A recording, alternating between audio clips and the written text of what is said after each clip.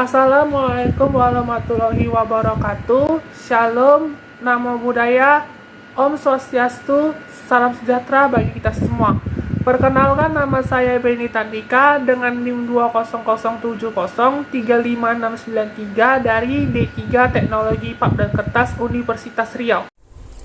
Namo Buddhaya, Assalamualaikum warahmatullahi wabarakatuh. Shalom, Om Swastiastu, salam sejahtera bagi kita semua. Perkenalkan, nama saya Valencia dengan NIM 20070365888, mahasiswa D3 TPK Unri Angkatan 2020. Assalamualaikum warahmatullahi wabarakatuh. Shalom, Namo Buddhaya, Om Swastiastu, salam sejahtera bagi kita semua.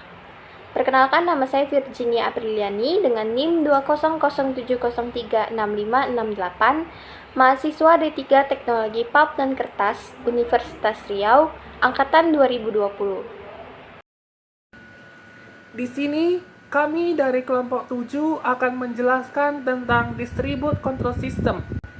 Nah, apa itu Distribute Control System? Yang dimana Distribute Control System ini adalah suatu platform untuk suatu sistem dengan kontrol dan operasi otomatis atau proses industri.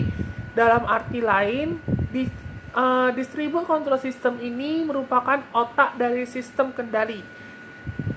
Distribute Control System ini akan menggabungkan dan mengintegrasikan Human Machine Interface atau HMI, controller, historian, database, dan manajemen alarm ke dalam sistem otomatis tunggal. Distribute Control System ini diciptakan untuk mengendalikan beberapa pengendali yang saling terpisah yang bekerja pada berbagai operasi yang bersifat kontinu. Semuanya koneksi dengan menggunakan protokol komunikasi yang berkecepatan tinggi. Pada tahun 1980-an, industri ini mulai melihat Distribute Control System ini sebagai lebih dari sekedar kontrol proses dasar. Implementasi pertama Distribute Control System dengan kontrol digital langsung diselesaikan pada tahun 1981 dan 1982 oleh perusahaan Australia bernama Minet dengan perangkat keras yang dikembangkan oleh AirTag Australia. Sistem yang akan dipasang di University di Melbourne ini menggunakan jaringan komunikasi serial yang menghubungkan gedung Z80. Yang menghubungkan gedung kampus ke ruang kendali atau front end. Setiap unit kendali ini jarak jauh menjalankan 2 mikroprosesor Z80, sedangkan flow end akan menjalankan sebesar Z80 dalam konfigurasi pemrosesan paralel dengan halaman memori bersama untuk berbagi tugas dan mengendalikan hingga 20.000 objek kontrol dapat berjalan secara bersamaan. Nah, Distribute Control System ini tersusun dari beberapa bagian atau beberapa peranti. Yang pertama ada namanya komputer pusat, yang kedua komputer umum, yang ketiga komputer dan controller lokal, yang keempat adalah display, yang kelima ada database, dan keenam jalur data. DCS atau Distributed Control System tersusun dari beberapa bagian atau peranti. Beberapa di antaranya seperti komputer pusat, komputer umum, komputer atau controller lokal, display, database, dan jalur data. Komputer pusat merupakan komputer utama yang terhubung dengan semua yang terkait dengan sistem operasi. Komputer umum merupakan unit kendali yang digunakan untuk melakukan optimasi, pengaturan lanjutan, dan sebagainya.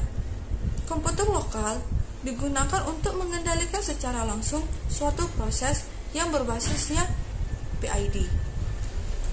Display berfungsi untuk menampilkan suatu grafik atau analisis dari suatu proses. Database berfungsi untuk menyimpan dan mengumpulkan data-data. Dan yang terakhir, yaitu jalur data, merupakan saluran transmisi data digital yang menghubungkan semua peranti-peranti dalam sistem. Hubungan dari setiap sistem dapat dilihat pada gambar di atas.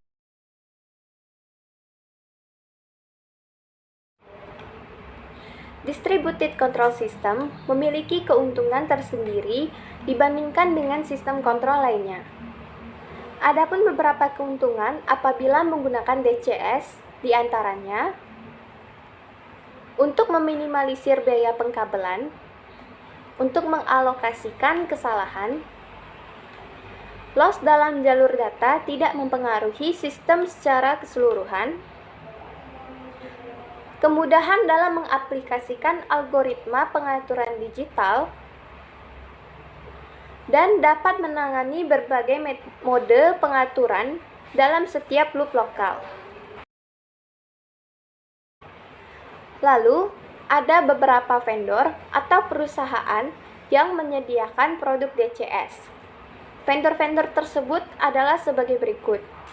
Yang pertama ada ABB, PLX, Centum Yokogawa, Siemens, Honeywell, Foxborough, Fisher Rosemount, dan lain sebagainya. Umumnya, DCS digunakan pada proses manufaktur skala besar untuk mempermudah monitoring kontrol. Selain itu, DCS juga digunakan untuk sistem yang membutuhkan fungsi kontrol khusus, variabel proses, dan alarm. Contoh penerapannya adalah pada industri minyak, di mana terdapat banyak sistem kontrol seperti flow controller yang merupakan closed loop controller di mana katup dioperasikan untuk mendapatkan nilai yang ditetapkan. Sekian materi yang dapat kami sampaikan. Kami meminta maaf apabila masih terdapat kekurangan atau kesalahan dalam penyampaian materi kali ini. Kami ucapkan sekian dan terima kasih. Assalamualaikum warahmatullahi wabarakatuh. Shalom, Om Swastiastu. Salam sejahtera bagi kita semua.